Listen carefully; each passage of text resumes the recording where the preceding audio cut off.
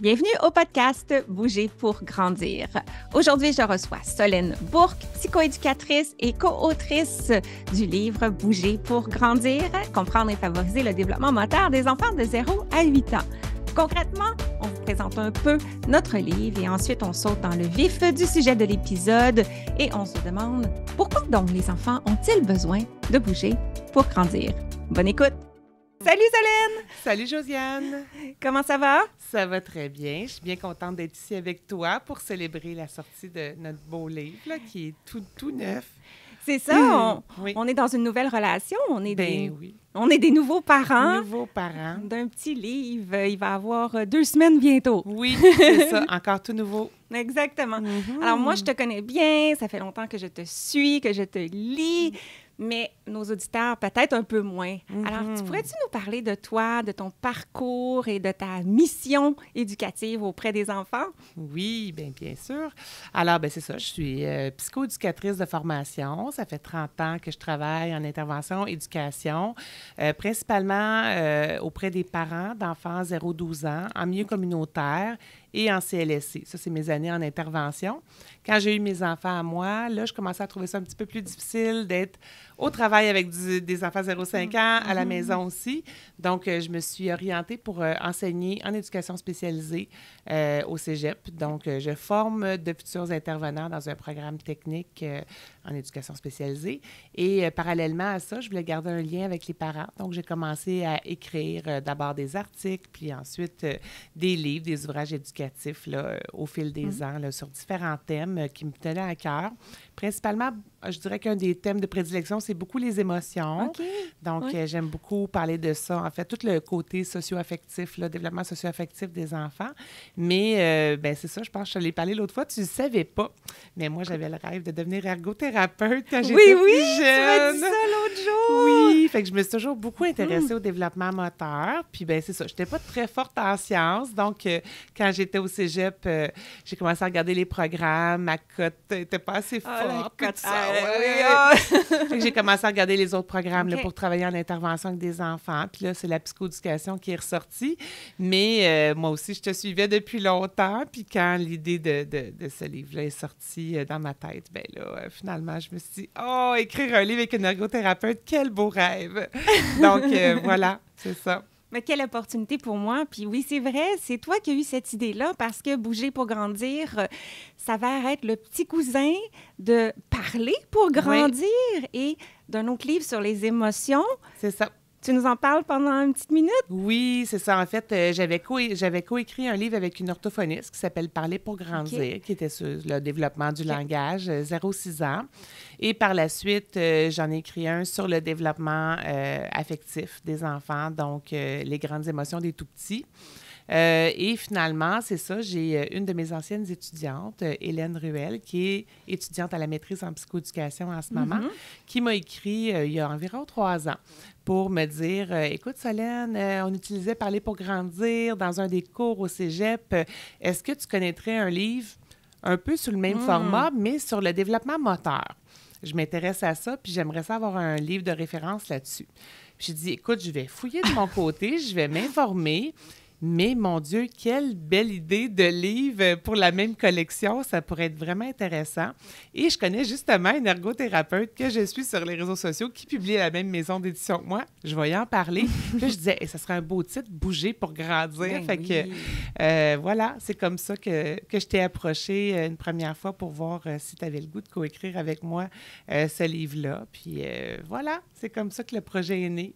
Et finalement, c'est ça, j'ai une de mes anciennes étudiantes, Hélène Ruel, qui est étudiante à la maîtrise en psychoéducation en ce moment, qui m'a écrit il y a environ 3 ans pour me dire, écoute Solène, on utilisait Parler pour grandir dans un des cours au cégep.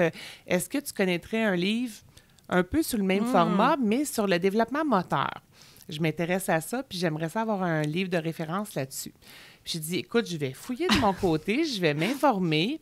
Mais mon Dieu, quelle belle idée de livre pour la même collection. Ça pourrait être vraiment intéressant. Et je connais justement une ergothérapeute que je suis sur les réseaux sociaux qui publie à la même maison d'édition que moi. Je vais y en parler. Puis là, je disais, ça serait un beau titre, Bouger pour grandir. Ben fait oui. que voilà, c'est comme ça que je t'ai approché une première fois pour voir si tu avais le goût de coécrire avec moi ce livre-là. Puis voilà, c'est comme ça que le projet est né. Ben merci, Hélène, pour l'opportunité. Mais pourquoi ça fait du sens d'écrire un livre qui parle de motricité avec une composante psychoéducative?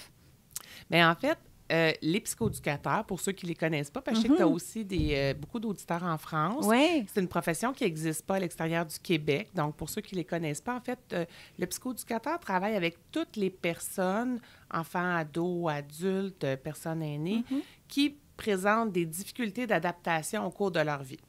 Difficultés d'adaptation sociale, affective, intellectuelle ou motrice.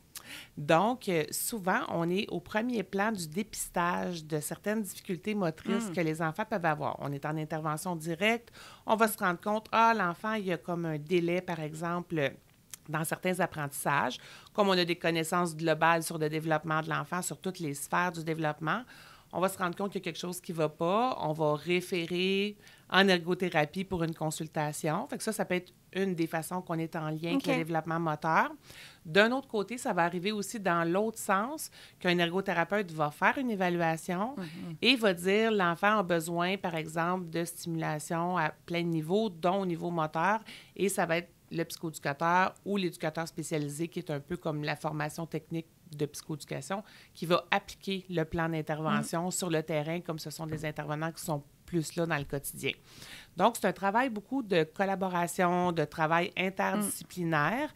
Et oui, il y a beaucoup de psychoéducateurs qui vont tenir compte de la sphère motrice dans leur plan d'intervention, dans leur plan d'action auprès des enfants, principalement, auprès d'autres clientèles également, parce qu'on sait que même avec des enfants, des adolescents, des adultes ou des aînés, bien, les enjeux moteurs peuvent rester en lien avec certaines problématiques. Fait que oui, c'est quelque chose qui fait partie de notre travail également, mais avec une évaluation plus poussée qui va avoir été faite par une ergo.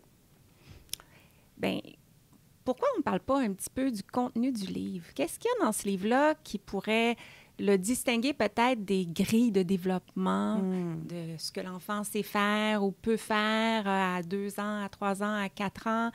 Quelle est la structure de ce livre-là, puis comment on l'a conçu finalement pour que ça soit utile autant aux parents, aux futurs parents, aux nouveaux parents, aux parents actuels jusqu'à 8 ans et aux intervenants? Bien, en fait, quand on a commencé à faire des brainstorming justement sur ce livre-là, ce qu'on voulait, c'était que les parents puissent l'utiliser dans leur quotidien et aussi que le contenu soit suffisamment simple, accessible pour que tout le monde le comprenne. OK. Donc, bien, on ne voulait pas que ça soit des termes trop techniques, trop professionnels. Alors, on s'est plus aligné vers ce qu'on appelle le développement fonctionnel, en fait, de l'enfant, c'est-à-dire les jalons fonctionnels du développement. C'est-à-dire, au lieu de parler, par exemple, d'une préhension pouce-index, bien, ça va être comment l'enfant va tenir son ustensile ou son crayon. Donc, c'est vraiment dans le quotidien, les gestes que l'enfant va poser pour bouger, pour grandir, finalement. Voilà. Alors, c'est un peu ça. Fait qu'on est vraiment parti là, de différents éléments du développement. Par exemple, on va prendre au niveau du développement moteur. Aide-moi un peu, là, tu sais, soulever sa tête, commencer à ramper, marcher 4 pattes, se lever debout, monter les escaliers, pédaler, tout ça. Oui, tout à fait. Donc, l'organisation du livre, on voit la section motricité globale, la motricité fine, et on va voir un peu les étapes du développement dans chacun des jalons fonctionnels. Donc, comme tu dis, sauter, c'est quoi les premières étapes de l'enfant qui apprend à sauter? Et on va, dans la même section, finalement, parler des premiers sauts ou des premiers sautillements qui est au début jusqu'aux sauts plus complexes, les sauts de pantin, les jumping jacks. Alors, on peut, dans le fond, guider l'enfant vers sa prochaine étape. Et la même chose au niveau de la tenue du crayon, de l'utilisation des ciseaux. Donc, c'est vraiment organisé par fonction et activité plutôt que par groupe d'âge, parce que chaque enfant se développe à son rythme. C'est ça. On ne voulait pas non plus, justement, que le parent, que ça soit écrit, par exemple, à 2 ans, il doit faire ça. Exactement. C'était plus une séquence. Ça se passe dans un ordre. Habituellement, un élément va arriver avant l'autre. Mais on ne voulait pas nécessairement que ça soit, s'il ne fait pas ça à tel âge. Bien, quoique, on a une petite section sur des petites pistes, par exemple, à surveiller. Si à tel âge, il ne fait pas ça, là, peut-être, il faut aller consulter. Mais globalement, quand on est dans la section développement, c'est voici, par exemple, la progression normale que l'enfant va faire habituellement par rapport à tout ça. Moi, il y a une question que j'avais envie de te poser parce que, dans le fond, c'était un peu ça. Moi, j'avais fait le langage 0-6 ans. Et là, toi, tu m'as dit, moi, j'irais jusqu'à 8 ans pour le développement moteur. Pourquoi tu voulais aller jusqu'à 8 ans, Josiane? Bien, parce que le développement ne s'arrête pas à 5 ans. Et souvent, on va suivre le développement de l'enfant où il y a beaucoup de grilles qui sont conçues jusqu'à 5 ans. Mais si on pense à tout ce qui est une habileté fonctionnelle, bien, ça prend à peu près jusqu'à 8 ans pour consolider finalement les fondations du développement. Donc, tout le contrôle de la posture. On le sait, un enfant de 5 ans, c'est encore difficile de rester assis longtemps. Et c'est normal parce que la posture est encore en développement. C'est encore difficile de découper des choses complexes comme des étoiles. Pourquoi? Parce que la motricité fine est encore en développement.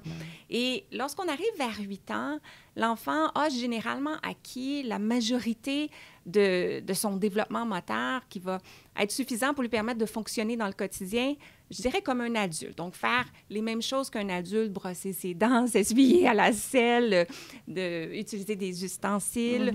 Alors, c'est sûr qu'il peut continuer de se perfectionner après, mais à partir de cet âge-là, la base, elle est là. Elle est suffisante, finalement, pour fonctionner. Et tout le début du développement est plutôt inné, dans le sens que l'enfant naît un peu programmé pour développer ses mouvements de base, pour ramper, pour se lever debout, pour marcher. Mais il y a un moment donné que ça, c'est pas mal atteint. Et là, on va passer plus en mode apprentissage en lien avec les besoins spécifiques ou les intérêts de la personne.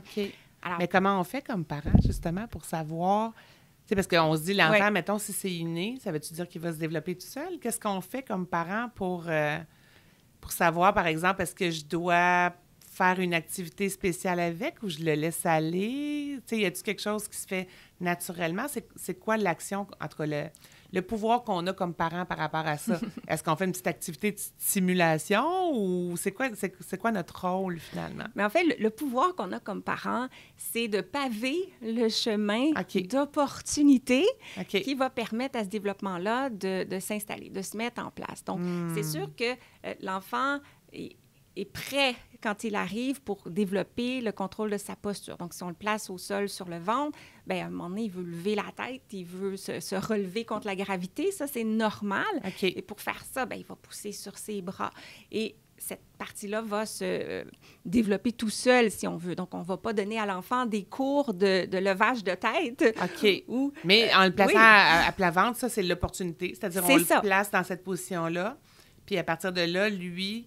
avec la force de ses bras qui va se développer graduellement, va tranquillement progresser vers la capacité de soulever sa tête de mieux en mieux d'une fois à l'autre. Oui, exactement.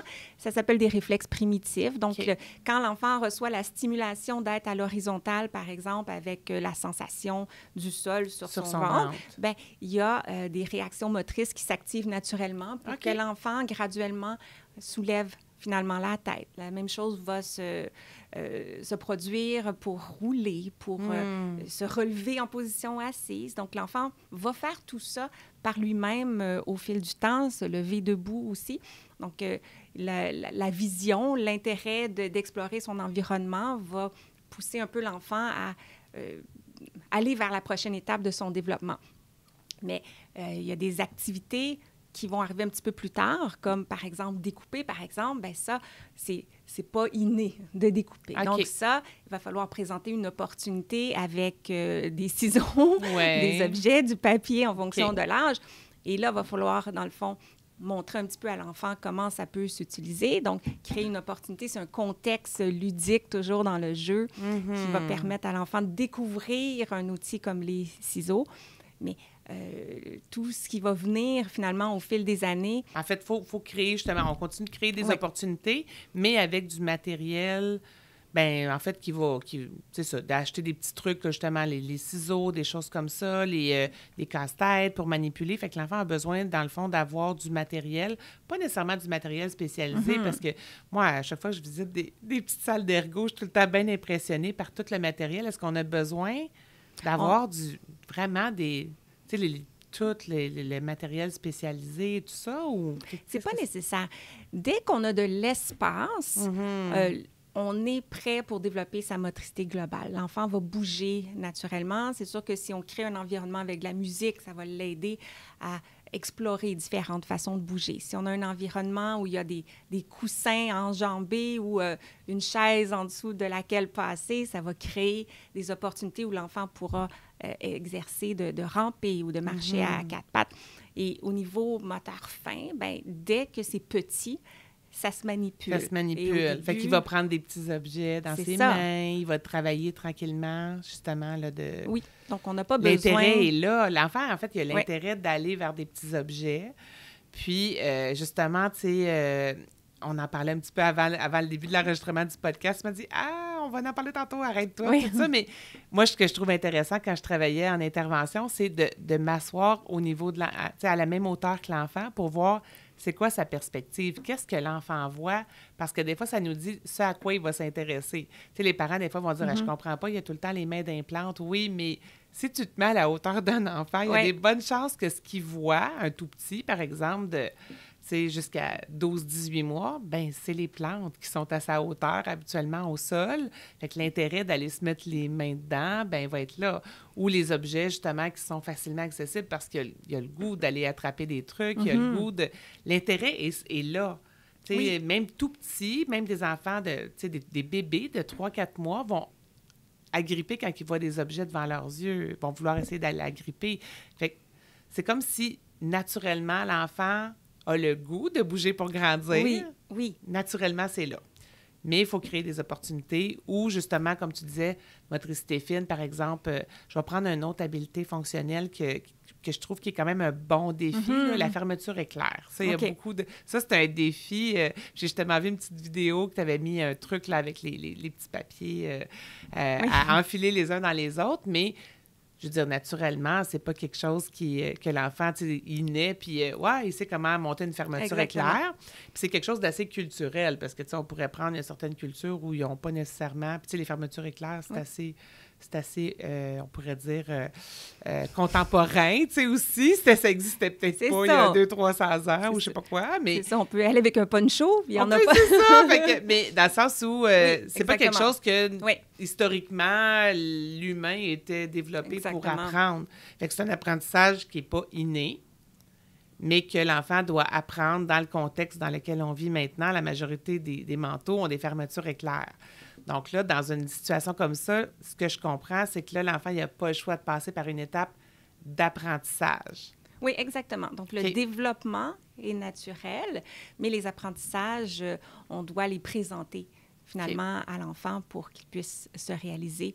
Et ça prend tout son sens, par exemple, quand on parle des enfants plus vieux. Le piano, bien, il va falloir prendre des cours de piano pour l'apprendre, le tennis. Donc, ça, c'est pas inné. Ça va dépendre des intérêts pour perfectionner des habiletés spécifiques ou faire des apprentissages fonctionnels spécifiques. Mais tout ce qui est développemental, on a besoin tout simplement de s'assurer que l'enfant a de la place pour bouger, des contextes pour bouger. Puis pour apprendre. Pour apprendre. À ce moment-là, on présente des opportunités ou des contextes pour varier un peu ce que l'enfant a devant lui. On a justement abordé dans le livre les styles d'apprentissage parce que les enfants ne prennent pas tous de la même façon. Puis justement, en écrivant ça, j'ai réalisé à quel point mes deux enfants avaient appris de façon différente. On a des enfants qui vont apprendre vraiment par observation.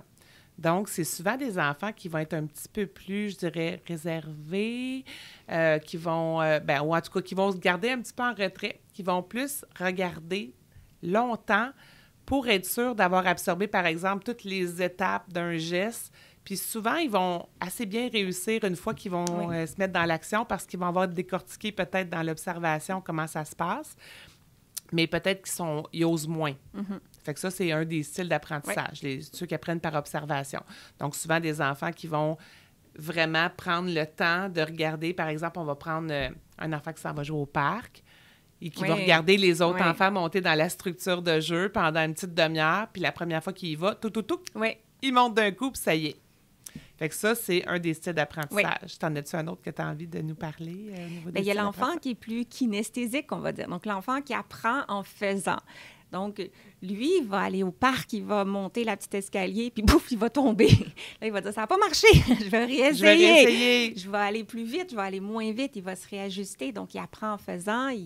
C'est un enfant qui peut être perçu comme un peu plus casse-cou, mais en même temps, lui, c'est sa façon, par essai et erreur, de découvrir les possibilités de son corps. Puis c'est souvent des enfants qui ne se découragent pas quand ils vont vivre des échecs ou des erreurs. Ça. Ils vont se réessayer jusqu'à temps qu'ils arrivent finalement. Puis souvent, ils vont utiliser une stratégie différente d'une fois à l'autre. S'ils voient, mettons, que ça n'a pas fonctionné avec ce pied-là en premier, ils vont en essayer l'autre. Donc, c'est intéressant de les observer, ces enfants-là aussi, pour voir comment ils vont réussir à justement grimper au parc ou monter sur une chaise pour atteindre ce qu'ils veulent sur le comptoir ou des trucs comme ça. Fait que c'est bien intéressant, ça aussi. Et finalement, on a les enfants qui vont plus apprendre par démonstration. C'est-à-dire que ça va être vraiment un adulte ou même un autre enfant qui va être à côté puis qui va vraiment lui montrer. Donc, dans l'action, mais dans une action où il va avoir un modèle à côté de lui qui va vraiment reproduire le geste, qui va faire le geste et que l'enfant va avoir à le reproduire. Aussi, on va voir en intervention là, des intervenants qui vont aller faire ce qu'on appelle du main sur main, qui vont aller vraiment déposer la main, tu sais, comme sur pour aider l'enfant à faire le mouvement, mettons, de ciseaux, des trucs comme ça.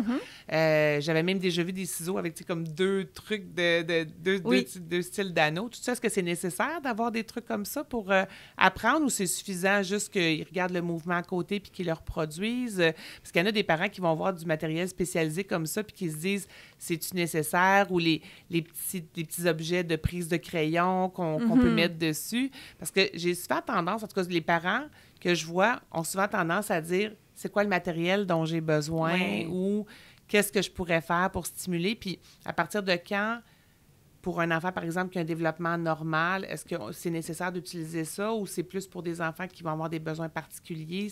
Des fois, je pense que c'est là où c'est pas toujours facile pour les parents de savoir je m'en vais-tu dans un magasin spécialisé puis je m'achète un kit ou pas, là, tu sais, de trucs. Tout à fait. Mais c'est vraiment une bonne question. À moins que l'enfant a un défi avec un apprentissage en particulier, souvent un défi qui va avoir été un peu validé par un professionnel parce que les enfants ont différents rythmes d'apprentissage et c'est pas anormal d'avoir de la difficulté au début. Particulièrement les enfants qui apprennent plus par essai-erreur, bien, ils ont besoin de faire des essais puis des erreurs avant de progresser. Et c'est sûr que tout ce qui est ergonomie des outils, donc un crayon pas trop gros, des ciseaux pas trop gros, on reste dans une tâche aussi adaptée au niveau de l'enfant. Donc, quand l'enfant commence à découper, on lui donne pas une étoile à découper, on lui donne de la pâte à modeler avec des petits ciseaux. Et à ce moment-là... Pas nécessairement une ligne droite sur une feuille, là. Ça va être non, c'est ça. Découper quelque chose qu'il n'y a pas nécessairement une performance, on pourrait dire. En tout cas, oui, arriver exactement. à un résultat, c'est juste explorer on ferme, on ouvre les ciseaux. C'est ça. Il y a plusieurs étapes lorsqu'on utilise un outil. Puis le premier, bien, c'est comprendre comment ça fonctionne puis d'avoir du plaisir avec l'outil. Puis après ça, on peut se challenger avec des lignes et accomplir quelque chose avec l'outil. Ouais. Mais au début, on veut aller dans des activités qui sont accessibles à l'enfant, qui peut apprendre et avoir du succès par lui-même sans qu'on doive l'aider dans un laps de temps qui est raisonnable pour que l'enfant ne se décourage pas puis qu'il progresse. Alors, à ce niveau-là, on n'a pas besoin d'outils particuliers. On a besoin de variété lorsqu'il s'agit des crayons. Par exemple, des crayons de cire, quand l'enfant est tout petit, ça aide à apprendre à contrôler avec les doigts plutôt qu'avec toute la main le crayon. Mais on peut, après ça, changer avec des feutres, avec des crayons de bois, des crayons de mine quand on veut dessiner. Donc, la variété des craies aussi va permettre de développer l'aisance avec différents outils. Puis, en fait, en même temps qu'on progresse dans l'apprentissage qui est, par exemple, le dessin, la construction, ça aide la motricité fine à se raffiner puis à s'ajuster aux différents médiums. Donc, on n'a pas besoin d'équipement particulier. Tout est là dans la nature. Ouais. Tout est là dans la maison. Il y a des planchers, il y a des chaises, il y a des oreillers, il y a... les ciseaux, c'est d'avoir des ciseaux adaptés à l'âge, par exemple, d'avoir des ciseaux ronds au départ. Il y en a même qui commencent avec des ciseaux en plastique, justement, pour la pâte à modeler, puis tout ça. Il y a quelque chose que tu mentionnais tantôt que je trouvais intéressant dans ce que tu viens d'expliquer, c'est la notion de réussite. Tu sais, en quoi c'est important pour l'enfant, justement, de vivre des réussites, parce que si on le met devant un défi qui est trop grand pour lui, puis que là, finalement, il ne réussit pas, mettons qu'on lui donne une étoile à découper la première fois, en disant « fais du découpage », qu'est-ce qui risque d'arriver avec l'enfant? Comment il va vivre ça? Puis est-ce qu'il va avoir envie de reproduire? C'est un peu un autre élément qu'on aborde dans le livre, tu sais, de voir que, dans le fond, l'enfant a besoin de se sentir compétent, a besoin de sentir qu'il est bon. Et ça, les enfants sont tous sensibles à ça. Hein? Tu sais, les enfants, c'est « Hey, je suis un champion, je suis bon, j'étais capable. » Puis c'est ça qui va leur donner envie de bouger à nouveau pour grandir, tu sais, de continuer à essayer. Alors, c'est sûr qu'il faut toujours essayer de voir c'est quoi le geste ou le mouvement ou l'activité la plus simple par rapport à une habileté, justement, fonctionnelle. Fait que c'est pour ça que quand on part, disons, dans la progression, on part du début. Parce que le début, c'est là où l'enfant commence. Fait que quand on part de là, on parlait dans le livre de la zone proximale de développement, c'est y aller avec une petite étape. Si on veut lui donner un défi, là, un petit défi plus loin, pas un défi trop grand. Parce que si, justement, on est pâte à modeler, puis la fois d'après, si on découpe une étoile, tu sais, la marche, elle est très haute à monter pour l'enfant. Fait que d'y aller avec des tout petits défis à la fois pour que j'ai vécu une réussite. Puis je dirais même, des fois, de rester sur la même marche un petit bout de temps pour qu'il consolide son succès puis qu'il se sente en confiance aussi, tu sais. Oui, c'est tellement vrai. Que la confiance, elle reste là puis qu'il l'intègre de dire « Hey, je suis capable. Je suis pas juste capable une fois. Je suis capable 2, puis 3, puis 4 fois, puis je suis capable de répéter le même mouvement et je vais revivre cette réussite-là. Et à partir de là, je suis confiante d'aller à la prochaine étape, là. » Fait que ça, je trouvais que c'était quelque chose qui est important aussi parce qu'on a tendance, des fois, il est capable de faire ça, on va lui donner un autre petit défi. Puis là, des fois, on peut rester sur la même marche un petit bout avec la même activité. Puis les enfants, ils aiment la répétition, hein? Ah, tellement! C'est fou comment ils peuvent refaire le même casse-tête 10 fois. Puis pourquoi, justement? Parce qu'ils aiment vivre des réussites. La fois qu'ils l'ont réussi, ils se sont sentis compétents, ils vont vouloir revivre ce sentiment de fierté-là. Fait qu'ils vont sortir le casse-tête qu'ils sont capables de faire, puis ils vont le refaire pour montrer qu'ils sont capables, justement. Oui, puis ils le font pas pour la même chose. Les premières fois qu'il fait le casse-tête, l'enfant, il est concentré sur... Il faut que ça rentre dans le trou. Il est très, très, très concentré sur sa motricité. Quand il le refait, là, il remarque peut-être plus les formes, les images... Les couleurs. Il analyse autrement. Et on a l'impression qu'il fait la même chose. Mais il continue d'apprendre d'autres choses. Exactement. Son focus va être ailleurs, c'est ça. Fait que c'est ça qui est intéressant. Fait que la répétition, c'est pas nécessairement, en fait, on reste pas à la même place, même si on refait la même activité. C'est ça que tu es en train de dire. Ouais. Oui, puis on perfectionne.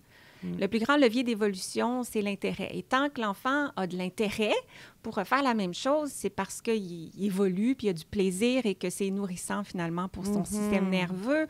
Et quand on va un petit peu trop loin et que l'intérêt baisse, quand on se retrouve face à un enfant, par exemple, on se dit « Ah, il n'aime pas ça colorier, il n'aime pas ça découper, il n'aime pas ça les Legos. » Mais c'est peut-être parce qu'il n'est pas rendu là et que pour lui, quand il va être rendu là dans sa motricité, il va prendre plaisir à ces activités-là. Alors, on veut l'observer et lui présenter finalement la prochaine opportunité logique en fonction de son développement plutôt que d'aller vers des habiletés beaucoup plus avancées. et de risquer une perte d'intérêt. Ça va arriver beaucoup au découpage parce que, et tu pourras nous en parler par après, comme parents, on veut assurer la sécurité de notre enfant, donc on peut être craintif, par exemple, de le laisser grimper trop haut au parc ou de lui donner des ciseaux à 2 ans et demi parce qu'on sent qu'il n'est pas encore assez adroit pour manœuvrer ça. On a peur qu'il se coupe. Alors, à ce moment-là, ça se peut qu'on attende pour présenter cette opportunité-là. Et lorsque l'enfant arrive à 3 ans et demi ou à 4 ans, là, on le sent prêt pour les ciseaux.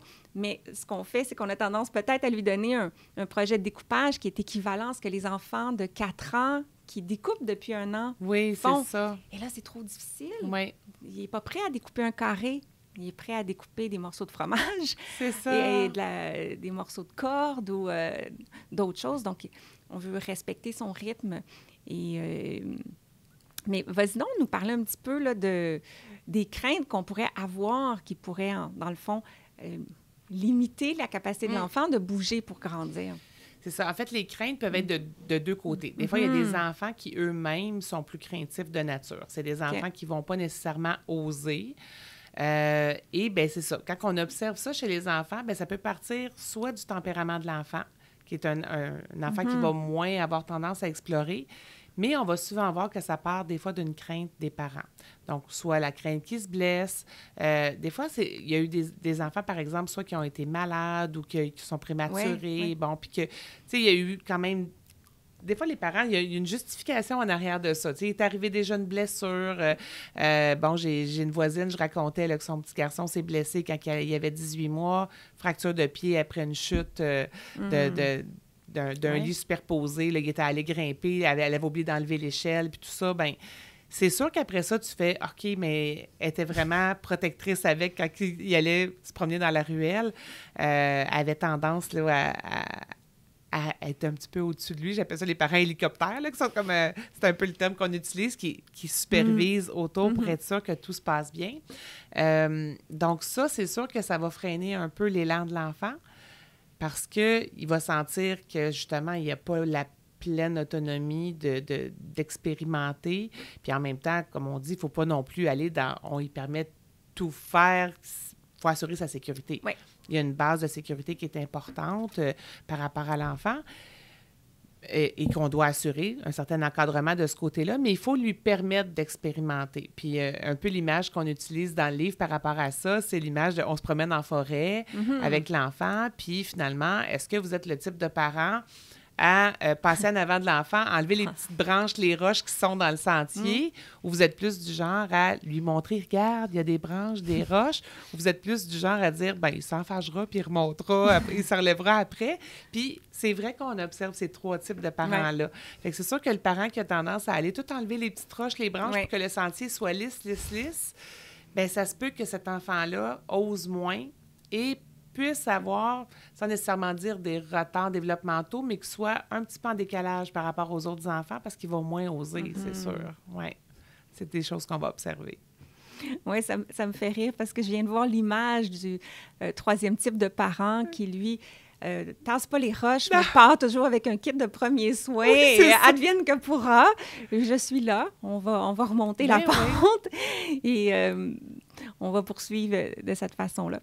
J'avais le goût de ramener le thème principal du podcast et la question à laquelle on veut vraiment répondre avec le livre et le podcast, qui est vraiment pourquoi les enfants doivent bouger pour grandir. On a parlé beaucoup de comment. Oui. Comment installer ça dans le quotidien. Mais maintenant, pourquoi c'est important? C'est sûr que le développement moteur, c'est une base là, au niveau de l'enfant. Tu sais, l'enfant, je dirais même avant de parler, avant de faire autre chose, il naît avec des réflexes primitifs. On en parle un petit peu dans le livre. Il bouge déjà en partant. Fait que c'est une forme d'exploration. Tu sais, tous les sens, il va toucher, fait que c'est déjà... à la base, l'enfant, en naissant, il y a déjà quelque chose qui est là. Il y avait déjà un petit programme là, qui est installé déjà au niveau moteur. Donc, c'est sûr que Ce sont ses premiers apprentissages Oui. qu'il va faire. Exactement. Et comme tu dis, à partir du moment où il maîtrise un peu plus sa posture et ses mains, là, il va pouvoir toucher à la plante. Il va pouvoir toucher à tout ce qui est autour de lui. Puis ça, ben c'est pas la base du développement cognitif, d'explorer, de mettre dans sa bouche. Oui, d'avoir des connaissances, puis Oui. tout ça. Puis Oui. même au niveau social, d'aller vers les autres. Oui. Il faut que tu bouges pour aller vers les autres. Oui. Il faut que tu sois capable de te mobiliser, de faire une activité interactive avec l'autre. Bien, ça risque d'être dans l'action aussi. Oui. Donc, oui, c'est certain que bouger fait partie d'un développement. Moi, je dis toujours, le développement, là, c'est comme une tarte là, avec des pointes. OK. Puis tout se complète. Fait que, tu sais, ça fait partie d'un tout. Donc, sans stimuler le développement moteur, bien, les autres aspects du développement peuvent s'en ressentir également. Donc, c'est sûr que si on ne travaille pas, bien, on travaille pas. Si on n'offre pas des opportunités à l'enfant de se développer, de bouger pour grandir, il y a des bonnes chances que d'autres aspects de son développement aussi soit en décalage, que l'enfant va moins aller vers les autres, que l'enfant va peut-être moins se développer au niveau langagier parce qu'il va être plus peut-être dans sa petite bulle à rester près de son parent, plus en retrait des autres enfants, va peut-être au niveau cognitif développer moins de connaissances parce qu'il n'aura pas fait, par exemple, les déductions de « Ah, si je mets mon pied là, à la place de mettre mon pied là, ça fonctionne mieux. » Fait que c'est tout ça qui est en train de se développer. C'est comme si, en fait, on a toutes des petites connexions qui sont en train de se faire dans le corps, mais qui permettent à la tarte complète d'être en train de se construire, là. Mais oui, des concepts au niveau de l'espace, par exemple, en haut, en bas. Si moi, je l'ai grimpé en haut et je suis tombée en bas, j'apprends l'espace. Et tous les premiers apprentissages, dans le fond, proviennent initialement de ce que je peux faire dans mon corps, mon image de mon corps, mon schéma corporel, C'est ça. comme on appelle ça. Puis, plus je développe une bonne conscience de comment mon corps fonctionne et de ses possibilités, plus je suis à l'aise pour explorer l'environnement. Et j'ai lu une étude qui parlait vraiment du sentiment de compétence et que les habiletés motrices fondamentales que l'enfant développe, bien, nourrissent son sentiment de compétence face à sa motricité. Et que plus l'enfant se sent compétent, plus il veut naturellement bouger pour continuer à grandir. Et moins il se sent compétent, moins il a le goût de bouger. Et plus il devient sédentaire et que ça s'entretient. Et qu'au fil du temps, bien, ça peut faire la différence entre un adulte qui va être très actif et un adulte qui va être beaucoup plus intellectuel dans ses intérêts. Et ça part des premières étapes du développement. Toi, tu nous parlais de la tarte. Puis, lorsqu'on est strictement dans la motricité, bien, moi, je mettrais une pyramide en haut de la tarte qui fait que chacune des étapes de cette pyramide-là permet la construction de la prochaine. Et que si les étapes n'ont pas été explorées et ont été peut-être sautées, par exemple, certains enfants ne vont pas faire de 4 pattes, par exemple, vont passer directement à la marche. C'est correct, l'enfant va marcher, c'est fonctionnel et tout ça, mais la période où, dans son développement, le 4 pattes aurait pu être exploré, dans le fond, l'aide avec d'autres étapes supérieures. Et, je me rappelle, c'est ça, quand on était en stimulation précoce à l'organisme communautaire où je travaillais, il parlait du chaînon manquant. Tu sais, c'est exactement, c'est comme s'il y avait comme une petite étape, justement, qui avait été manquante dans le développement. Puis, on nous recommandait, l'ergothérapeute du CLSN nous disait qu'il faut aller retravailler le chaînon manquant. Donc là, on faisait des parcours moteurs ou des trucs comme ça avec les enfants, justement, qui n'avaient pas marché à 4 pattes. Bon, on le faisait avec tous les enfants. Ils embarquaient tous dans l'activité. Mais ça permettait à l'enfant qui, lui, n'avait pas marché à 4 pattes dans son développement de faire une activité avec d'autres enfants où il allait retravailler cette habileté-là. Puis probablement que... Parce qu'il n'est jamais trop tard pour stimuler. Parce qu'il y a des parents, des fois, qui vont dire « Ouais, mais il n'a pas marché à 4 pattes, mais il est rendu à 4 ans. » C'est trop tard maintenant pour aller stimuler ça. Est-ce que c'est trop tard? Non, c'est pas trop tard. Et l'objectif n'est pas d'aller maîtriser le 4 pattes, parce que bien sûr, n'importe quel enfant qui n'a pas marché à 4 pattes, on peut lui dire, bien, marche à 4 pattes, il va réussir quand il a 8 ans. Mais c'est d'avoir vécu chacune des étapes du développement, parce que chacune a quelque chose à contribuer. Et ça, il n'est pas trop tard pour aller le chercher, parce que le cerveau, on dit qu'il est plastique, donc il se réorganise. Et ce qui se passe finalement dans la première année de vie, c'est que le cerveau du petit bébé, il est très, très désorganisé, puis à chaque mouvement qu'il fait, il vient connecter un petit peu les cellules dans son cerveau, puis organiser tout ça. Et les zones, finalement, qui peuvent s'organiser à travers un mouvement comme le 4 pattes ou le rampé, peuvent être encore à développer, finalement, et à raffiner. Et un exemple que j'utilise des fois avec les plus grands, à qui on veut proposer de refaire du 4 pattes, puis je trouve que c'est un bon exemple pour comprendre ce qu'on veut dire par le chaînon manquant, c'est que si on imagine un jeu vidéo dans lequel il y a des tableaux, plus les vieux jeux vidéo, là, comme dans mon temps, là, Super Mario, là, ou dans le tableau 1, ben, par exemple, il y avait un petit champignon ou une étoile à aller chercher, puis une fleur à aller chercher au tableau 2, puis autre chose au tableau 3. Et là, ben, je peux quand même passer au tableau 4 sans le champignon, mais c'est rendu au tableau 6 que j'avais besoin de la fleur puis du champignon. Et là, ben, je ne l'ai pas nécessairement dans mon sac à outils. Donc, c'est sûr, je vais être capable de poursuivre, mais je peux avoir un petit peu plus de challenge dans mon corps pour apprendre des sports, pour faire certaines choses qui demandent plus de précision. Aussi simple ou complexe que passer la soie dentaire. C'est pas simple, OK? Mais c'est à travers les expériences passées que l'enfant va pouvoir apprendre quelque chose de complexe comme ça, dans un laps de temps raisonnable pour ne pas perdre intérêt. C'est ça. Fait que ça aussi, ça explique pourquoi c'est important de bouger pour grandir. Dans le sens où c'est pas juste une question de « on veut stimuler l'enfant pour par exemple, être habile dans des sports ou des trucs comme ça, mais des habiletés de tous les jours vont se développer. Parce qu'en fait, il va faire des liens qui vont faire en sorte que ses mains, son corps va bouger pour lui permettre d'être capable de faire justement des actions simples comme justement se passer la soie dentaire ou être capable... tu sais, un enfant qui va commencer à coudre, enfiler l'aiguille dans le chat de l'aiguille, le fil dans le chat de l'aiguille, des trucs comme ça. Fait que tricoter, tu sais, moi, ma fille, elle a commencé à tricoter, elle avait 8 ou 9 ans. Puis juste la coordination des deux baguettes, puis elle aimait ça, elle trouvait ça chouette. Puis mon gars, lui, ça plus c'était les espèces de petits... de petits tricots avec les comme 4 clous dessus, là, tu sais, qui peuvent mais tu sais, c'est ça, c'est à quelque part, ces habiletés-là, pour développer l'intérêt pour ça, il fallait qu'il y ait une habileté à la base. Fait que ça peut permettre à l'enfant aussi d'élargir ses intérêts. Fait que bouger pour grandir, c'est pas juste important pour son développement moteur, mais aussi pour ses champs d'intérêt, pour... tu sais, puis tantôt, quand tu parlais au niveau du sentiment de compétence, le sentiment de compétence est beaucoup rattaché à l'estime de soi. Ben oui. Fait que l'enfant qui se sent compétent, bien, il a une meilleure estime personnelle. Donc, ça aussi, c'est quelque chose qui est intéressant, tu sais, de se dire, bien, on a un impact aussi sur son aspect, tu sais, sur les aspects, justement, affectifs de l'enfant, sur d'autres aspects de son développement, parce que de se sentir capable, de se sentir compétent, va faire en sorte que, en se comparant aux autres, on sait qu'à partir de 6 ans, à peu près, là, il commence à voir les différences avec les autres, bien, il va se sentir quand même s'il n'est pas, mettons, le meilleur sportif, il y a quand même certaines habiletés de base qui va être capable de courir en même temps que les autres à l'école, faire une activité de ballon ou tout ça, qui va générer peut-être un contact social plus positif aussi. Fait qu'il y a vraiment beaucoup de positifs à tout ça, là.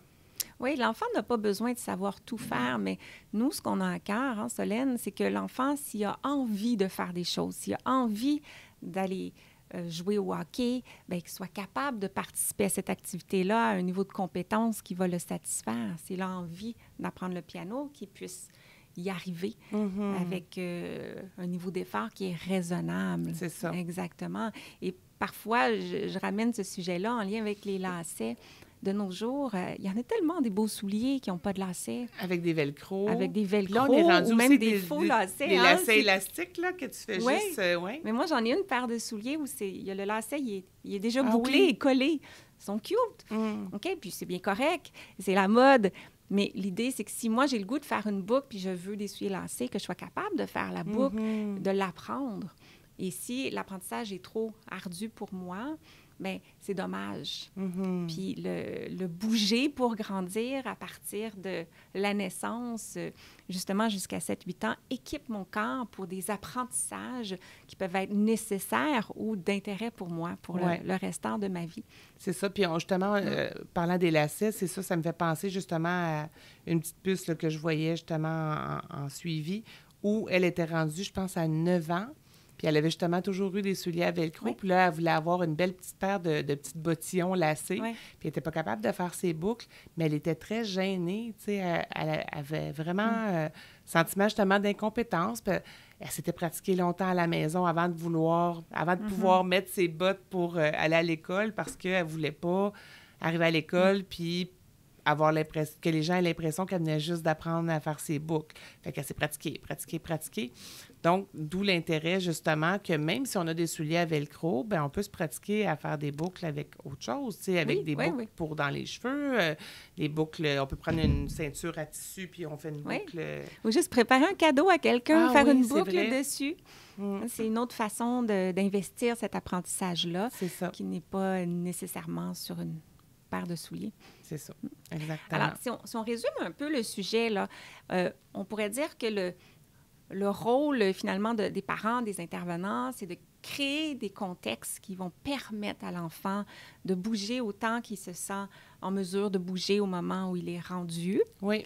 Présenter des environnements, présenter différents objets et laisser finalement l'enfant explorer à son rythme. Et ça pourrait impliquer quoi d'autre de permettre à l'enfant de bouger pour grandir? Impliquer, par exemple, bien, c'est ça. Moi, je pense, dans le quotidien, en fait, je pense que ce qu'on souhaite avec ce livre-là, c'est que les parents soient conscients que les opportunités sont déjà là. Tu sais, dans le sens où l'enfant prend son bain, qu'on peut mettre des petits objets dans le bain puis qu'il va les manipuler naturellement. Tu sais, on n'aura pas besoin de dire « Hey, prends l'objet, puis prends-le dans tes mains, puis verse avec l'autre. » On va mettre des objets dans le bain, l'enfant, naturellement, va faire quelque chose avec. Donc, je pense que c'est ça. J'ai l'impression que les parents, souvent, quand ils voient des livres dans ce genre-là, vont se dire « Ah, mon Dieu, ça va être toutes des stratégies spécialisées ou tout ça. » Puis c'est pas nécessairement ça. L'objectif est vraiment qu'on se retrouve dans notre quotidien à voir ma maison telle qu'elle est. Qu'est-ce qui est favorable, justement, au développement de la motricité de mon enfant? Puis, qu'est-ce que je peux utiliser, justement, qui fait partie du quotidien? Tu sais, l'enfant qui vient, mettons, à 4, 5, 6 ans, commence à aider à préparer les collations, qui utilise un couteau à bourron, puis qui va couper. Bien, c'est tout ça, je pense, qui doit s'intégrer dans le quotidien, puis qui fait partie... Ça doit devenir naturel, tu sais, pas nécessairement toujours intentionnel, sauf si, bien sûr, l'enfant, là, il y a des enjeux, justement, développementaux, puis que là, il y a eu un plan d'intervention qui a été fait. Mais sinon, ce livre-là s'adresse à tous les parents, tous les intervenants, pas nécessairement à ceux qui travaillent juste avec des enfants qui ont des défis. Puis c'est un peu ça, on veut que ce soit un livre grand public, là, que tout le monde fasse « Ah, mais moi, mon enfant, il n'y a pas de retard développemental, peux-tu m'y retrouver? » Ben oui, c'est pour tout le monde. C'est vraiment un livre qui va permettre de comprendre comment on peut créer des opportunités, justement. Puis, comment elles sont déjà là. Comment elles sont déjà là, oui. Juste en être conscient. Oui, et que c'est pas compliqué. Puis moi, j'aurais un ajout à faire aussi. Dans le fond, comme il y a tellement de naturel dans cette exploration-là du corps et de l'environnement, bien, on veut peut-être limiter le temps où l'enfant va être limité dans ses mouvements. Par exemple, immobile. Des sièges, par exemple, qui restreignent l'enfant. Oui, c'est ça. Il y a des petits sièges spécialisés là, qui, à 4 mois, sont capables de s'asseoir. C'est pas nécessairement... bon pour l'enfant de... C'est pas nécessaire. Puis, il y a besoin de temps. C'est sûr que temporairement, il faut prendre une douche. On peut l'installer dans un endroit sécuritaire. Ou bien, lorsqu'il commence à manger, on peut l'installer assis aussi, puis en voiture, évidemment. Mais autrement, l'enfant va être plus... va avoir plus d'opportunités s'il est au sol qu'installé dans quelque chose, ou une soucoupe ou un autre équipement, une balançoire qui nuit finalement à ses mouvements. Et plus vieux, on dit-tu, as-tu une petite piste en lien avec les écrans et le lien avec... Bien, c'est sûr que les écrans, les enfants sont rarement en action devant un écran. Ils vont être assis.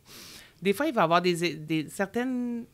Il y a certaines activités motrices. Tu sais, il y a des petites activités, par exemple. J'ai vu des fois des vidéos qui incitaient les enfants à bouger, à sauter en même temps que... Tu sais, tout ça, ça peut être quelque chose d'intéressant. Je comprends que les parents, des fois, c'est difficile de couper complètement les écrans. Les enfants sont fascinés par ça. Des fois, pour nous, c'est une façon aussi de prendre une petite pause pendant qu'on prépare le souper. Mais justement, je trouve que ce qui est intéressant, c'est de faire la distinction entre du contenu actif puis du contenu passif. Ouais. Si l'enfant est juste en train de regarder une vidéo YouTube assis ou quelque chose comme ça, ou c'est vraiment juste absorber du contenu visuel, l'enfant est complètement passif, il ne bouge pas.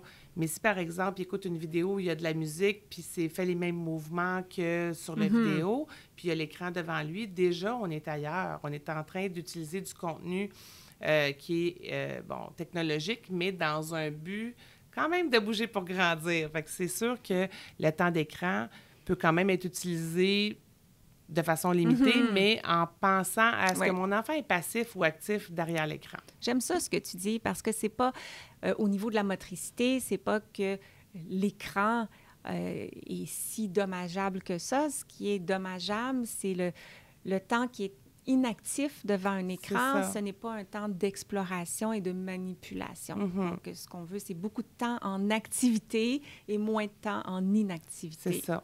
Puis il y a des parents, des fois, qui vont dire, puis c'est ça, justement, je voulais te poser la question là-dessus, qui vont avoir, par exemple, des jeux sur les tablettes. Par exemple, un casse-tête où ils vont devoir placer les morceaux de casse-tête. Ça ne travaille pas la même chose qu'un vrai casse-tête, parce que sinon, ils sont juste avec un doigt, puis ils vont aller placer les trucs. Le casse-tête, ils vont manipuler le morceau. Exactement. C'est quoi la distinction, mettons, entre un casse-tête à l'écran? Le parent va dire, bien, il est actif, il est en train de faire un casse-tête, versus le vrai casse-tête. Bien, c'est que le casse-tête à l'écran va travailler plus la partie perceptuelle, donc de percevoir la forme du casse-tête et où l'amener. Mais le vrai casse-tête va travailler en plus la motricité parce qu'il faut le récupérer, il faut le tourner, il faut le manipuler, il faut l'insérer. Tandis que l'index qui tasse le petit morceau dans l'écran, c'est pas un mouvement qui est naturel et qui est nourrissant finalement pour le reste de la motricité fine. Parce que la motricité fine, généralement, à part de pointer ou d'essayer d'insérer notre doigt dans quelque chose pour aller chercher un petit peu du crémage sur un petit muffin, ben, on l'utilise pas l'idée, beaucoup. c'est qu'on utilise rarement un doigt pour effectuer une action motrice. On a besoin d'une coordination entre le pouce, l'index et les autres doigts. Alors, tout ce qui se fait sur un écran, ça implique un doigt. Donc, soit l'index de gauche à droite ou soit le petit pouce aussi. Et ce ne sont pas, dans le fond, des mouvements qui sont utiles au reste du développement. C'est pas grave de les faire, mais il faut s'assurer d'avoir plein de contextes pour faire les vrais mouvements d'opposition où le pouce va être capable de vraiment prendre un objet et de manipuler, par exemple.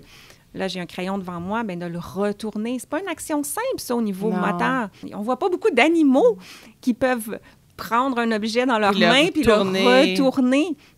Justement, parce que l'opposition du pouce, c'est une habileté très avancée sur le plan de la motricité fine. On a l'anatomie pour le faire. Maintenant, il faut avoir bougé suffisamment pour avoir entraîné cette habileté-là pour qu'elle devienne fonctionnelle pour manipuler les objets. C'est ça, c'est ça. Exactement. Fait qu'écoute, ça fait plein de belles opportunités, hein, de petites stratégies aussi pour comprendre un peu mieux c'est quoi le contenu de notre livre, puis qu'est-ce qu'on a voulu faire avec ce livre-là. Je ne sais pas si tu avais des trucs que tu avais envie de rajouter. En fait, de rajouter que le podcast, dans le fond, est vraiment le complément à ce qui se passe dans le livre et que ce sont deux ressources qui peuvent être utiles pour accompagner le parent ou l'intervenant qui, lui, soutient les enfants dans le mouvement pour leur permettre de grandir. Quelle belle conclusion! Super! Bien, merci beaucoup de ta visite!